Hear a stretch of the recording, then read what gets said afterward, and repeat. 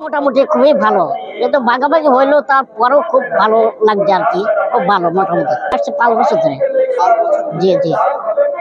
কি করেন? আপনার পেশাটা কি? আমার কোথা থেকে এসেছে? আমার পেশা আমার কৃষি আছে, জায়গা জমি আছে, এগুলো দেখাশোনা নিয়ে বদলে নিয়ে দেখাশোনা করে আর কি চাষবাস করি।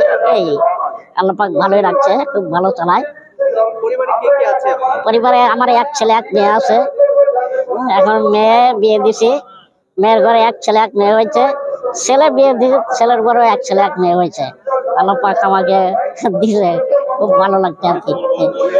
আল্লাহ পাকের কাছে চাইবো যে আল্লাহ পাক আমাকে যে ওয়াইজ জারাজ করুক, বা আমরা দেখা যাচ্ছে গুনাহ করেছি অনেক কিছু, আল্লাহ পাক আমাকে গুনাহ মাফ করে দেয়।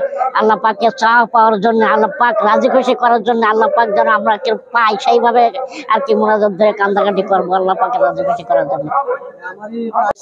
আমার দেশের বাড়ি থানা সারসা, জেলা যশোর। আমি প্রতি বছর বছর এই 5 বছর ধরে ইজতেমায় আসছি। ইজতেমা আমার কাছে ভালো লাগলো, যেহেতু আল্লাহ পাকের রাজি খুশি করার জন্য, আল্লাহ পাকের পাওয়ার জন্য আমি এখানে আসছি।